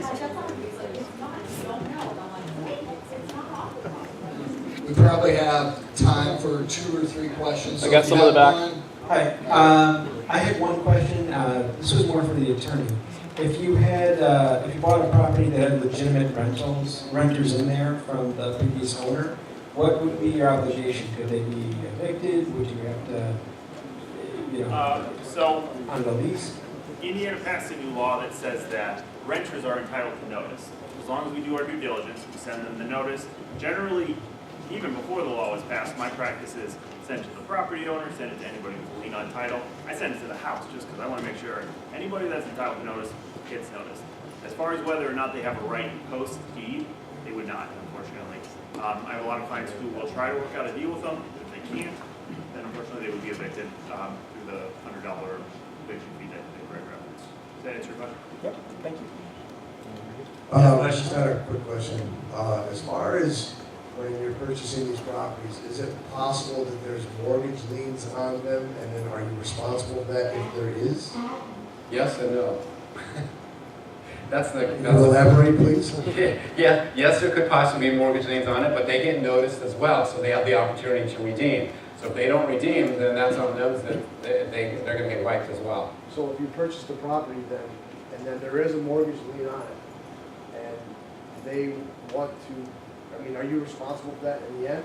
Or can you relinquish the claim for every time on it? It wipes it out. The tax lien wipes out anything under it. Exactly. The tax lien will wipe it out. Now, that being said, they will get, assuming you do your noticing proper and correct, which is why I stress using an attorney on it, they will get notice and they will have the opportunity to basically redeem that and pay up so they can get the property back so they don't lose. So if you have a big mortgage lien on it, most likely, if they're smart, they're going to redeem it themselves. If they want it. One more question here. We have one here. Kate. Is there any protection insurance-wise if you pay, $30,000 for a house in Crown Point and it burns down during the redemption period before you become the owner? I don't put insurance on mine. Is there any legal way to protect your bid amount, until you become Mike says there is. So, the question is if you, so let's say you bid on, I mean, for your, let's say the property is worth 100,000 and you bid 30, but the taxes were only like 5 or 6. In that situation, you can self-redeem. If the house burns down before the redemption period, you can actually go in and redeem the property. Yeah, you're gonna pay the $5,000 that they owed in taxes, you're gonna pay a premium of 10% on your own money, which you get back, but you're gonna put $5,000, $6,000, $7,000 into redeeming it, but you're now not out 30. A lot of clients do it, and I've had a client in that exact situation. They bought a $200,000 house. It's a steal. The guy who was there got mad, burnt it down. Yeah. And so he's like, well, now what do I do? And I said, well, you pay the $5,000 in taxes, and now you're out 5, not 30. That's effectively your only remedy. So he loses his right when it burns down, and you can self-redeem then after that? Well, he doesn't lose his right. It's just there's nothing there anymore. And what I can tell you is, as far as insuring it,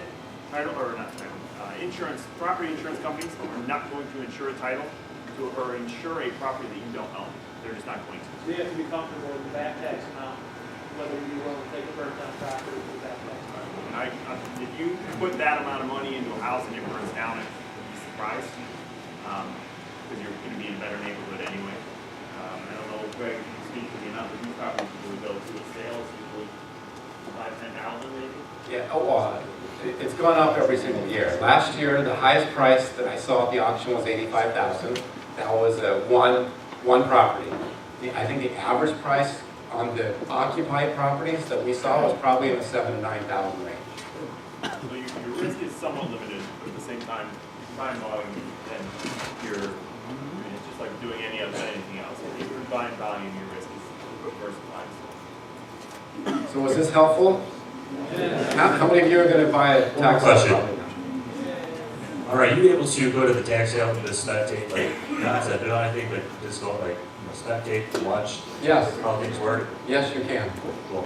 Do you have to do anything different, or do you still have to get a... No, you just walk in. No, you can just walk in. They don't check ID, they don't check you out or anything. You just have to get there, go through. You can't take your cell phone for any reason inside that building though, just so you know. I learned that the hard way too. So leave your phone in the car, and then you're just going to walk in, and go through the metal detector, walk right in there, and you can watch. It depends, yeah. Awesome, well thank you. Big round of applause.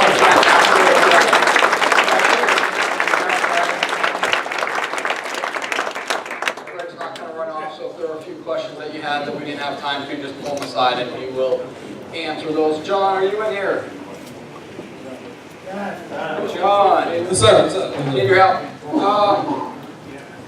I know a lot of you are going to ask for the presentation and the video. That's all going to be on the member-only section.